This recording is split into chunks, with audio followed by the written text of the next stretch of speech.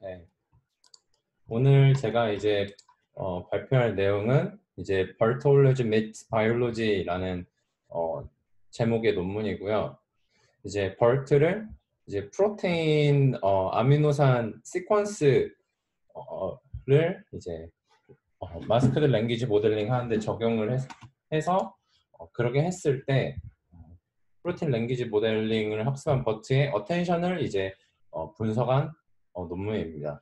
이제 제가 이 논문을 이제 하게 된 이유는 이제 아실 분들은 아시겠지만 제가 AITX의 신약 개발팀에서 머신러닝을 이용한 머신러닝 연구를 하고 있는데 요새 이제 이 신약 개발팀 쪽 논문만 읽는 것만으로도 이제 벅차더라고요. 그런 와중에 이제 아마 닙스 2020에 제출된 논문으로 보이는데 이런 재미난 논문이 있어서 혹시나 다른 분들께도 뭐 비전 NLP가 아닌 다른 도메인에서도 이러한 리서치 토픽이 있구나 하는 이제 생각이 드실 수 있을 것 같아서 이 논문을 오늘 공유하고자 합니다. 그러면은 이 논문의 배경에 있어서 이제 프릴리미너리로 이제 왜 프로틴 구조 분석, 이제 프로틴을 연구하는 게 뭐 흥미로운가 혹은 중요한가를 설명드리고자 하는데요. 이 논문에서 한 일을 배경으로 그 프로틴 구조는 이제 뭐 그냥 프로틴 자체를 이해하는데도 뭐 도움이 당연히 되겠지만 그 이전에 이제 신약 개발 프로세스에서 이제 뭐 오른쪽에 있는 그림과 같이 뭐 가장 얼리 스테이지인 타겟 디스커버리라는 프로세스부터 이제 포스트 어프로벌 맨 마지막에 이제 FDA로부터 승인 받는 과정까지 있는데 맨 먼저 어떤 질병에 걸렸을 때 예를 들어서 우리가 코로나에 걸렸다라고 하면은 이제 코로나를 치료하기 위해서 어떠한 이제 뭐 단백질을 건드려야 하나를 먼저 선택을 해야 합니다. 그 건드려야 하는 단백질을 우리가 보통 biological target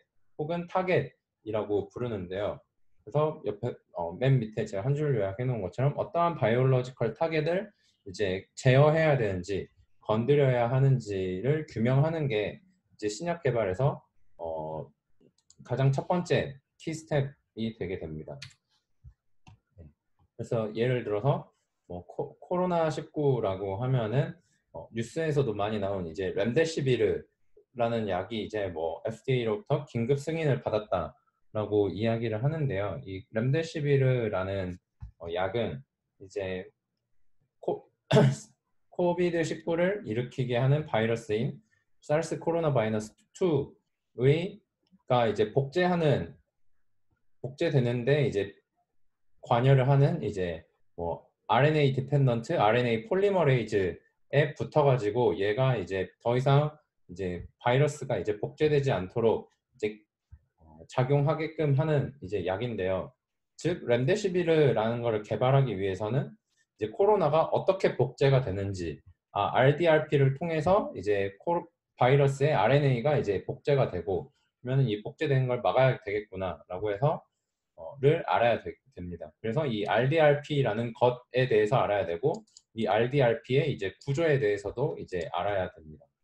근데 이렇게 어떤 단백질을 건드려야 되는지 그리고 더 나아가서 그 단백질의 구조를 이제 규명하는 게 되게 힘든 일인데요. 프로틴 구조를 이제 분석하는 게 이제 힘든 일인데 첫 번째로 예전부터 이제 쭉 사용돼 오던 방법이 이런 엑스레이 크리스탈로그래피라고 해서 어떤 단백질을 이제 정제해가지고 엑스레이를 찍어서 이렇게 단백질의 구조를 이제 분석하는 이제 방법이 있고요. 예, 이건 완전 실험적인 방법이고요. 이제 실험이 아니라 이제 계산적인 이제 방법, 컴퓨터를 이용한 방법으로는 이제 화학 쪽에서 많이 쓰인 이제 뭐 몰레큘러 다이나믹스라고 해서 이제 프로틴을 어, 컴퓨터 시뮬레이션을 해서 이렇게 0초일 때 이렇게 프로틴들이 이제 풀린 상태라고 하면은 얘네들이 이제 꼬물꼬물 뭐 0.1 마이크로세컨 이렇게 쭉쭉쭉 뭐 20 마이크로세컨 이렇게 지나면은 이렇게 프로틴이 이제 이렇게 폴딩 되어 있는 꼬여 있는 구조 돼서 우리 몸속에서는 이런 구조로 있구나. 그러면 이런 구조면은 어떤 부분이 이제 뭐 약물이 낑겨 들어가서 기능을 억제할 수 있겠구나. 이렇게 이제 분석을 할 수가 있습니다. 근데 이러한 방법은 이제 되게 피직스 드리븐 방법인데요. 다 어떤 이제 포지션과 벨로시티라는 거를 업데이트하는 방법인데 이제 피직스 드리븐 솔루션이고 이걸 계산하는데 이제 되게 코스트 익스펜시브 하고요. 보통 단백질 구조 하나 분석하는데 2주 이상 걸리게 되고요. 또 이렇게 분석한 구조가 되게 로컬 미니마여서 제대로 이제 분석이 안 되었을 수도 있다는 이제 단점이 있습니다. 네. 그리고 이제 뭐 알파폴드는 딥러닝 연구를 하시는 분들은 워낙 핫했던 주제라서 다들 한 번씩 들어보셨을 텐데 이제 알파폴드가 이제 하는 게 이런 단백질의 구조를 이제 분석을 하는 일이고 단백질의 아미노산 시퀀스들이 있으면은 그 아미노산 시퀀스들의 이제 디스턴스가 어떻게 되냐를 이제 디스턴스 맵을 알파폴드가 이제 예측하고 그거를 이제 이런 3차원 구조를 변형해서 이제 보여주었던 거고요. 알파폴드가 이제 뭐 대단하다라는 이야기에 대해서는 사람들이 많이 들어보셨겠지만 어떠한 배경에서 이제 알파폴드가 나왔는지 뭐 어떻게 사이언티픽하게 흥미로울 수 있는지에 대해서는 이런 배경이 있습니다. 아무튼 그래서 이 논문에서는 이제 어떠한 이제 문제를 이제 다루냐면 이제 버트는 이제 워낙 NLP에서 많이 사용이 되니까 버트에 대해서는 많이 아실 텐데 이제 레이블 없이 unsupervised 혹은 self-supervised 러닝을 해서 어떤 이제 센텐스에 있는 토큰들, 워드들의 이제 embedding, representation 러닝을 하는 거죠. 근데 이런 프로테인들은 이런 아미노산의 시퀀스로 이제 표현이 되니까 이런 아미노산 하나하나를 이제 워드 혹은 토큰으로 생각하면서 이제 버트 모델에 넣으면은 어떤 아미노산들의 혹은 프로틴의 레프레젠테이션이 러닝이 될까 궁금해서 뭐 이런 셀프 슈퍼바이즈 러닝을 한 이전에 논문들이 있었는데 이 논문에서는 이제 버트로 이런 아미노산 시퀀스 버트에 아미노산 시퀀스를 넣었을 때 학습된 어텐션 웨이를 이제 분석을 했더니 네, 어텐션 웨이를 이렇게 분석을 했더니 어떠한 이런 단백질에 관해 단백질의 기능 내지는 이제 구조와 관련된 성질들을 어텐션이 캡처를 하더라라는 메시지를 이제 담고 있습니다. 이거에 대해서 이제 오늘 페이퍼 리뷰에서 자세하게 이제 다루려고 합니다. 그래서 모델링은 어떤 방법을 이제 사용을 하였냐면 방법론적으로 전혀 복잡할 건 없고요. 그냥 막말하자면 버트 베이스 모델에 이제 아미노산 서열, 단백질 구조, 아미노산 서열을 넣었다입니다. 근데 조금 더 일레버레이트 하자면 버트 베이스 모델을 썼고요.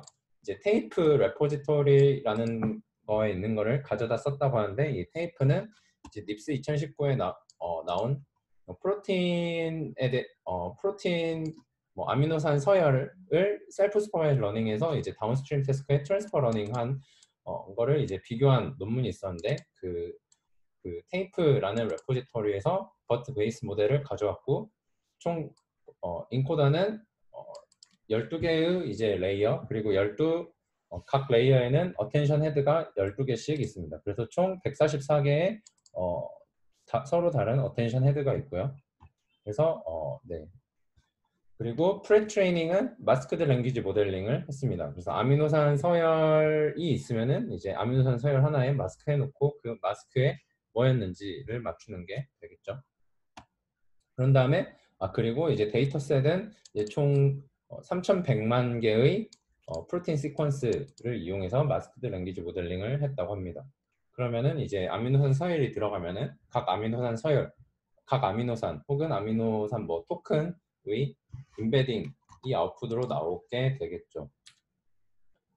그리고 여기서 이제 뒤쪽에서 이제 결과를 소개를 할 때 어텐션 어널리시스라는 거를 이제 하는데 이제 뒤에서 이제 어널리시스 할 때 그 아까 말씀드렸을 때 단백질 구조 내지는 어떠한 뭐 펑션과 관련된 성질들을 분석을 하였다고 했잖아요. 여기서 이제 보는 거는 이제 세컨더리 스트럭처. 세컨더리 스트럭처라는 게 단백질이 이렇게 뭐 생물학 우리가 교과서에서 봤었던 이런 베타 병풍 구조로 이제 이루어져 있냐, 혹은 이런 알파 나선형 구조, 알파 헬릭스 구조로 이루어져 있냐인 거고요. 즉 아미노산 서열이 있고 각 아미노산이 베타 병풍 구조인지 알파 헬릭스인지 이제 어노테이션이 되어 있으면은 있는 거를 이제 보는 거고요. 그 다음에 이제 단백질 구조에서 중요한 게 이 바인딩 사이트라는 건데, 보통 이제 효소 단백질들은 이 효소에 어떤 물질이 들러붙어서 어떤 작용을 하게 되는데, 어떤 물질이 들러붙는 이제 공간을 바인딩 사이트라고 합니다. 이거는 이제 뭐 펑셔널 그룹 펑션에 관련된 거고, 그다음에 컨택트 맵은 이제 아미노산 I하고 J가 맞닿아 있냐 기준은 어떠한 디스턴스 내에 들어와 있냐. 보통 이제 뭐 6 옴스트롱 내지는 8 옴스트롱이라고 하고요. 8 옴스트롱은 0.8 나노미터입니다. 아무튼 어떤 두 아미노산이 이제 닿아 있냐 안 닿아 있냐를 나타내는 겁니다. 그래서 토큰 레벨로 이제 각 토큰이 뭐 베타 병풍 구조에 해당이 되는지 혹은 알파 헬릭스 구조에 해당이 되는지, 그리고 뭐 바인딩 사이트에 해당이 되는지 안 되는지, 토큰 IJ 페어 토큰이 있으면 이 컨택트 맵 이 컨택하고 있는지 안 하고 있는지를 이제 분석을 한 거고요. 그래서 이제 전체 어텐션 맵 중에서 예를 들어서 뭐 세컨더 I하고 J가 이제 다 있으면 1 아니면 0 이라고 해서 어텐션 맵 중에 이제 컨택트 맵과 관련된 게 얼마나 있는지를 이제 뒤에서 이제 분석을 하게 됩니다. 그리고 프로빙 태스크는 이제 셀프 슈퍼바이즈, 그러니까 버트 그 프로틴 랭귀지 모델링해서 프리 트레이닝 된 거를 웨이트는 프리즈 해놓고 이제 싱글 리니어 레이어에 이제 소프트맥스 하나만 이제 달아가지고 어떠한 중간 뭐 레이어에서 나온 토큰 혹은 임베딩이 뭐 다운스트림 태스크, 뭐 여기로 따지면은 이제 바인딩 사이트나 세컨더리 스트럭처와 연관이 되어 있는지를 이제 말 그대로 프로빙 하는 거고요. 이거는 NLP에서 이제 많이 사용되는 이제 어널리시스 방법이라고 알고 있습니다. 뒤에서 이 프로빙 태스크는 이제 실험 결과가 나올 거고요. 그다음에 익스페리먼털 하게는 뭐 데이터셋은 테이프 레포지토리에서 뭐 프로틴넷 데이터셋, 뭐 세컨더리 스트럭처 데이터셋을 가져왔다고 하고, 뭐 이런 짜실짜실한 어널리시스 테크닉, 그리고 뭐 이 프리트레이닝 그 테이프 레포지토리 논문을 보면은 뭐 V백 4개였나 8개를 가지고 1주였나 2주를 트레이닝 했는데, 결국 여기서는 GPU 써가지고 뭐 할 거는 그 프로빙 태스크밖에 없어서 아마 제가 추측컨대 이 프로빙 하는데 뭐 싱글 V백 GPU를 이용했다라고 했던 것 같습니다. 그래서 이제 실험 결과 하나하나를 이제 이야기를 이제 해보자면, 버트를 이용해서 이제 프리트레이닝 했을 때 이제 프리트레이닝으로 학습된 이제 모델 어텐션 헤드는 어떤 특정 아미노산 엑시드에 좀 특화되어 있다라고 이야기합니다. 예를 들어서 이게 총 아미노산은 이 20개가 있는데 20개 중 14개에 대해서 어떤 특정 어텐션 헤드가 이제 25% 이상의 특정 아미노산에 어텐션을 하더라라고 이야기합니다. 예를 들어서 총 144개의 어텐션 헤드가 있다고 했는데 첫 번째 레이어의 11번째 헤드는 이 70 프롤린의 이제 78% 이상 어텐션을 하더라라고 이야기를 하고, 12번째 레이어의 세 번째 어텐션 헤드는 이제 페닐알라닌인 1이라는 이제 어떤 아미노산에 이제 27% 이상 어텐션 하더라라고 이야기합니다. 뭐 이 분석에 이제 사용된 거는 이제 총 5,000개의 시퀀스를 사용해서 이제 분석을 했다고 하고요. 이 78, 27이라는 숫자는 어떻게 나왔냐면 이 식을 따라 이제 나왔고요. 이제 프롤린에 이제 어텐션을 했으면은 1 아니면 0 이렇게 해가지고 전부 다 에버리지 하니까 0.78이 나왔고 페닐알라닌에 어텐션을 했으면은 1 아니면 0 했는데 실제로 그렇게 나왔으면은 이제 이렇게 애플 값을 넣어가지고 이 P 값을 구해보니 뭐 27이 나왔다는 이야기입니다. 근데 사실 이거는 뭐 그렇게까지 흥미롭진 않았는데요. 그다음부터 이제 조금 씩 이제 흥미로울 수 있는 게 이제 1번처럼 이제 분석을 했을 때 프롤린이면은 특정 어텐션 헤드가 다 외운 건가 아니면 뭐 페닐알라닌이면은 이제 특정 어텐션 헤드가 다 외운 건가 라는 이런 의문점이 이제 들 수가 있는데 이제 뭐 예를 들어서 A하고 Y 페어의 어텐션 한 경우 뭐 이 A, C, D, F부터 뭐 Y까지 있는 거는 다 아미노산들의 어브리베이션이고요. 한 단어, 한 글자 어브리베이션이고요. 예를 들어서 네, 뭐 알라, 아르기닌 이렇게 이야기하는데 이것도 이제 다 이제 기니까 한 글자로 줄일 수가 있고요. 이렇게 한 글자로 줄여진 거에 대해서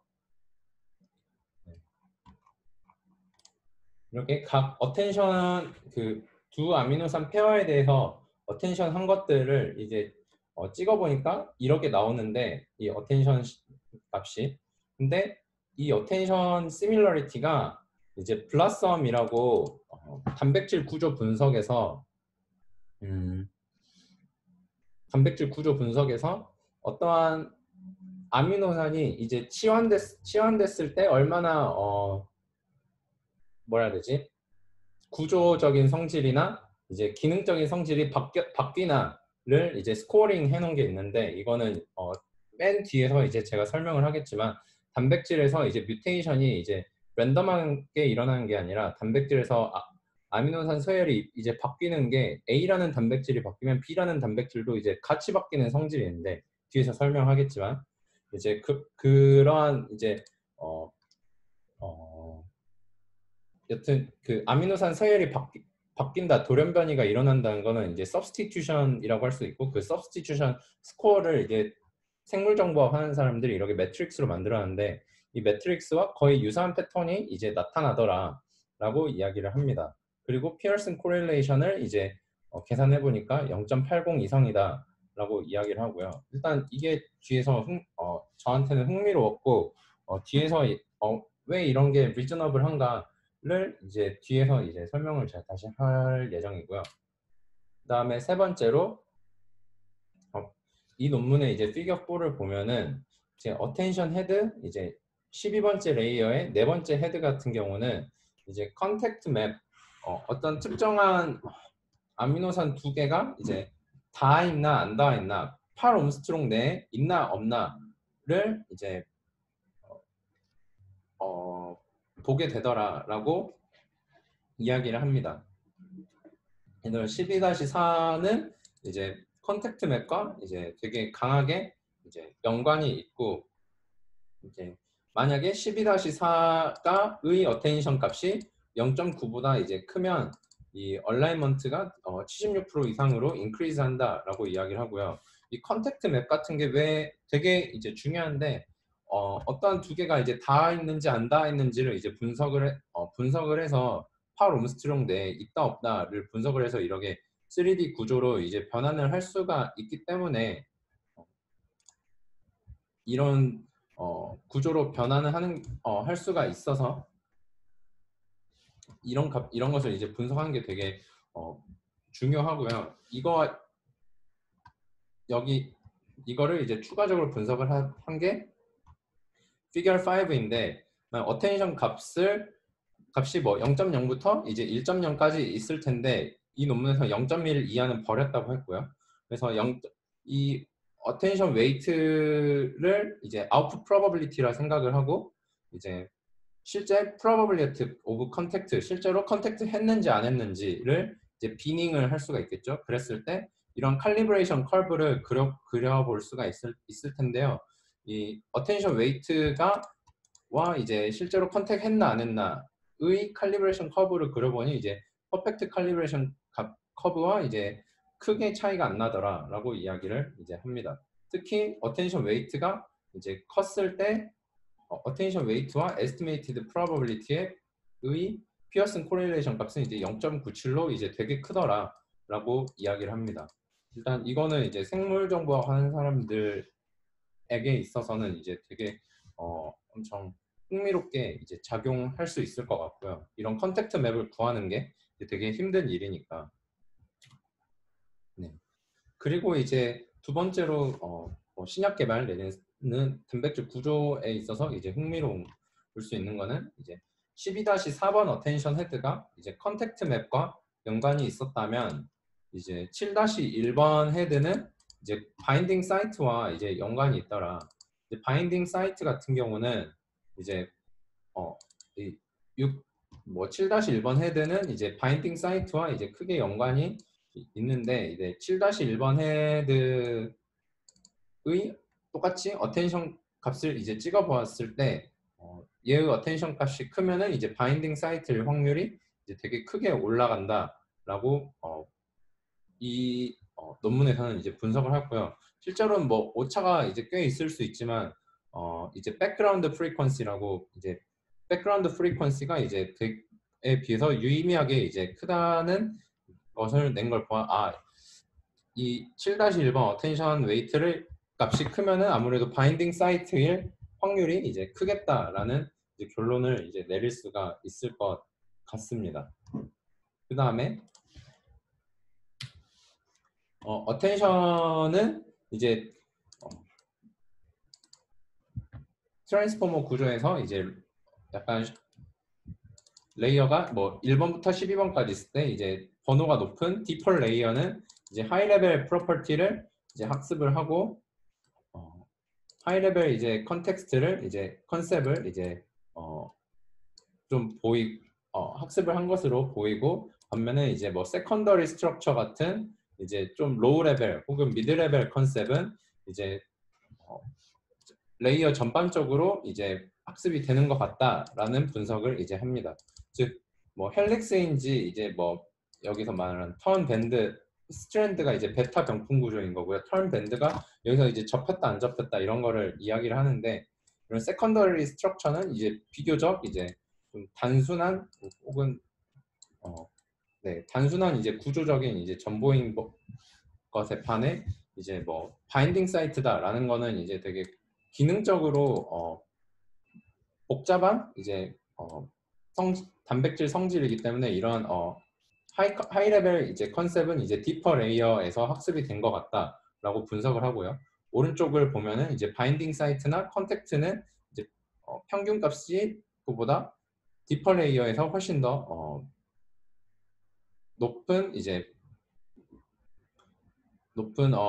어텐션 그 퍼센티지를 보이고 반면에 이제 세컨더리 스트럭처 연관된 이제 헬릭스, 스트랜드, 턴 밴드와 같은 거는 이제 레이어 전반적으로 어텐션 값의 퍼센트를 이제 보인다라고 이제 이야기를 이제 합니다. 네, 그리고 실제로 이제 프로빙 태스크를 했을 때 그 버트에서 나온 임베딩에 이제 리니어 레이어 달고 서브스맥스까지 해서 이제 트루 레이블이 있는 거에 대해서 이제 뭐 학습을 해봤을 때 이제 레이어 전반적으로 이제 이 논문에서는 이제 전반적인 이제 커브 형태만 이제 보면 된다라고 이야기를 하는데 이제 바인딩 사이트라든가 이제 컨택트 맵에 관련된 이제 결과는 이제 디퍼 레이어에서 거의 높은데 이제 턴 밴드 뭐 세컨더리 스트럭처 같은 거는 이제 레이어 전반적으로 이제 높다 혹은 얘네 같은 경우 여기서 이제 급격하게 올라갔는데 여기서는 이제 뭐 전반적으로 높다 이런 식으로 이제 분석을 이제 하게 됩니다. 했었습니다.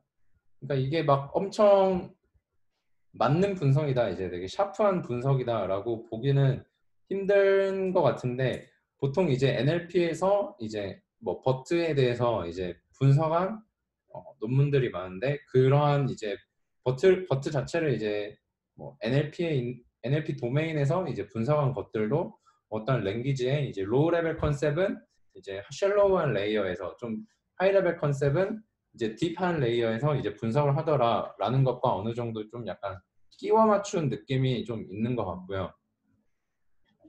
그래서 저한테 이제 흥미로웠던 건 이 특정 어텐션 헤드가 이제 컨택트 맵과 이제 되게 연관이 크더라. 그리고 바인딩 사이트와 이제 되게 연관이 크더라라는 것이 이제 되게 흥미로웠고, 이게 좀 더 뭐 정확도가 이제 높다면은 이제 되게 실제로도 어플리케이션 쪽으로도 되게 좀 큰 의미를 이제 가질 수가 있는 것 같습니다. 그래서 이게 일단 제가 모티베이션과 결과 분석만 이제 보여드렸는데, 이런 게 도대체 왜 뭐 가능하냐. 예를 들어서 특정 어텐션 헤드와 컨택트 맵이라는 이제 3D 구조 정보가 이제 연관이 있는 게 과연 언슈퍼바이즈드 러닝으로 뭐 셀프 슈퍼바이즈드 프리 트레이닝으로 뭐 유의미하게 분석이 될 수가 있는 거냐라는 의문점이 당연히 들 수가 있는데요. 저 역시도 그러하였고, 근데 아미노산 서열만으로 이러한 분석이 이제 뭐 가능할 수도 있는 이유로 축축되는 것 중 하나가, 단순히 이제 프로틴 구조라는 게 아미노산을 쭉 나열해 놓은 것으로 이제 표현을 할 수도 있지만, 결국 이 버트가 학습한 이 프로틴의 분포라는 게 자연계에 존재하는 이제 단백질의 분포일 거고, 그 자연계에 존재하는 단백질들은 아무 아미노산 서열들을 나열해 놓은 게 아니거든요. 단백질은 결국 어떠한 생물체 내에서 유전자가 트랜슬레이션 해가지고 이제 만든 거고, 트랜슬레이션이었나 트랜스크립션이었나, 아무튼 유전자가 발현이 되어서 단백질이 이제 만들어진 거고, 그 단백질이 어떤 유의미한 기능을 하게끔 유전자가 발현이 되어서 단백질이 만들어지는 건데, 예를 들어서 단백질 A가 그리고 이 단백질들은 보통 이제 같이 컴플렉스를 이루고 있는 경우가 많거든요. 예를 들어서 머리카락이 자랄 때 혹은 뭐 피부가 자랄 때 EGFR이라는 단백질에 EGF라는 팩터가 붙어가지고 시그널링이 되면은 이제 세포 내에서 뭐 유전자가 발현이 되고 새로운 세포가 이제 발현이 되고 하는 시기거든요. 그러면은 그 단백질들이 이제 서로 상호작용을 하는데, A라는 단백질이 이제 뭐 변화하면은 그 A라는 단백질과 이제 상호작용했던 B라는 단백질도 같이 어, 구조가 이제 변하거든요. 예를 들어서 이 파란색 구슬처럼 되어 있는 부분이 왼쪽에 있는 서열에서 이 아미노산 서열에 해당이 된다면, 이거와 이제 상호작용했던 부분은 뭐 이런 부분들이거든요. 그러면 A가 변하면은 B도 같이 변하더라. 그래서 이런 거를 이제 단백질의 이제 코 이볼루션이라고 하고, 단백질의 뭐 공진화 혹은 뭐 이볼루셔너리 릴레이션십이라고 하거든요. 그러면 이런 이볼루셔너리 릴레이션십이 어떤 구조적인 정보와 연관이 있고, 그냥 구조적인 정보와 연관이 있는 게 예를 들어서 A와 B가 이제 서로 결합하는 부분, 즉 아까 말했던 이제 바인딩 사이트 어텐션 7-1이 분석을 했던 이런 바인딩 사이트와 연관된 부분이거든요. 그래서 이러한 서열을 분석하는 것만으로도 어떤 아미노산 서열의 분포 혹은 그 아미노산 각각의 이제 분포를 볼 수가 있으니까 아무래도 뭐 이 부분은 이제 바인딩 사이트와 좀 코릴레이션이 높게 나온 것 같다. 그리고 뭐 특히 단백질이 이제 접혀 있는 부분들도 이러한 어떠한 기능적인 모티프와 연관이 있을 수 있으니까, 이 어텐션 12-4가 이제 컨택트 맵과 되게 높은 연관을 이제 연관성 있는 부분을 학습을 한 것 같은데, 이러한 릴레이션십이 이제 서열에 녹아 있으니까 뭐 컨택트 맥과 코릴레이션이 있게 이제 분석이 된 것 같다라는 어느 정도 추측을 이제 해볼 수가 있는 것 같습니다. 그래서 사실 저는 단백질 구조 자체에 대해서는 되게 자세히 아는 것은 아닌데, 실제로 저희 회사에서 나중에 해보고 싶은 분야라서 뭐 알파폴드 같은 단백질 구조를 예측을 하고 그거를 이용해서 신약 개발에 이제 써먹는 거를 이제 잘 해보고 싶은 이제 계획이 있어서 추후 연구 주제가 될 수도 있어서 연구를 리뷰를 해보았고요. 뭐 NLP적인 테크닉이 대단한 게 쓰인 게 아니지만 NLP 하시는 분들이 보았을 때 버트, 뭐 트랜스포머나 버트 같은 게 이러한 도메인에도 좀 쓰여서 뭐 unsupervised 런 비록 unsupervised 러닝이지만 이러한 결과물을 냈구나라는 거를 이제 그런 메시지를 이제 소개할 수 있는 것 같습니다. 네, 오늘 논문 리뷰는 여기까지고요. 질문 있으시면 질문 편하게 해주시면 감사하겠습니다.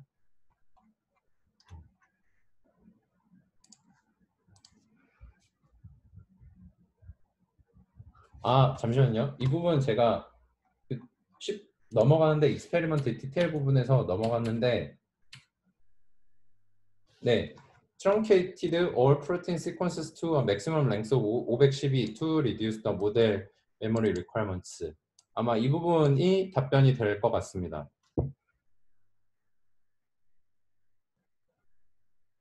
수가 수만 개 이상. 버트 구조의 변형을 고려한 부분.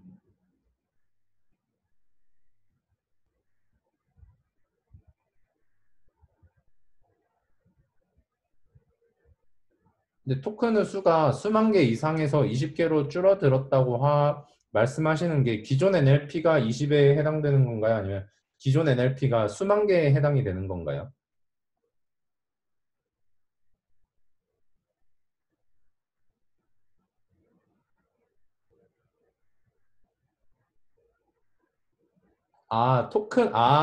한 문장에서 토큰 수가 아니라 그 전체 그 보캐블러리의 사이즈 말씀하시는 거구나. 그런 건 네네네. 제가 한 답변은 이제 한 프로틴에서의 그, 네, 토큰 수, 맥시멈 이제 뭐 토큰 수를 말한 거였고, 예, 보캐블러리 사이즈는 20개인데, 이 부분은 제가 뭐 임플리멘테이션 디테일을 더 자세히 봐야 될 것 같은데, 그런 부분은 제가 체크해 보지는 이제 못했습니다. 근데 아마 뭐 리니어 맨 처음 뭐 퍼스트 임베딩 레이어 정도에만 차이가 있을 수 있는 것 같고, 혹은 뭐 다이멘션이나 뭐 그 정도만 차이가 있을 수 있는 것 같아요. 네. 만약에 있다면. 네.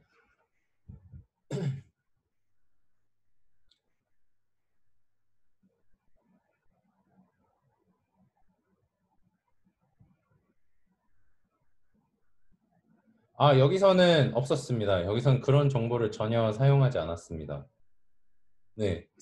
그러니까 여기서 이제 네, 말 그대로 아미노산을 쭉 늘어뜨려만 놓은 거를 버트에 이제 학습을 시켰는데 그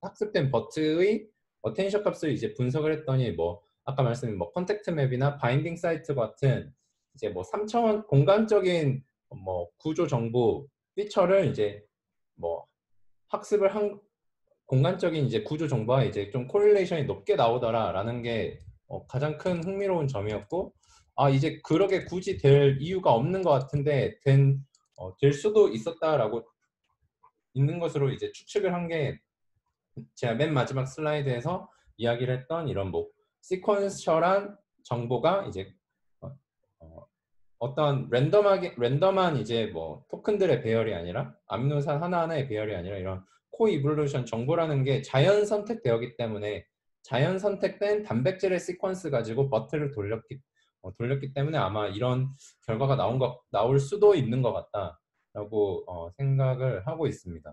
실제로 그래서 알파폴드 논문을 보면은 알파폴드 논문도 이런 뭐 코이볼루션 정보를 뭐 이볼루셔너리 릴레이션십을 이용해서 단백질 구조를 좀 인퍼런스 하는 거를 이제 되게 많이 사용을 이제 했었습니다.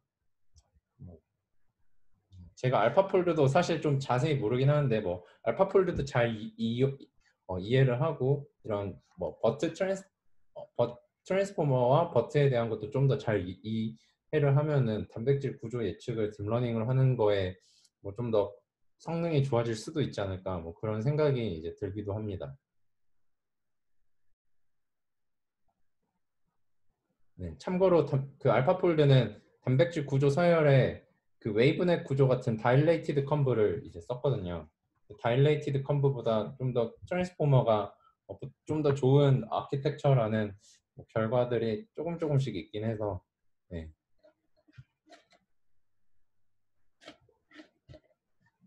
네. 너무 도메인 논리적인 내용 플러스 제가 더듬더듬거려서 질문이 많이 없는 것 같기도 하고. 네. 그럼 더 질문이 없으면 오늘 저의 발표는 여기서 마치고 질문이 있으면은 이제 채널 혹은 뭐 개인적으로 편하게 질문 주시면 답변 드릴 수 있도록 하겠습니다. 발표 들어주셔서 감사합니다. 여기서 마치도록 하겠습니다.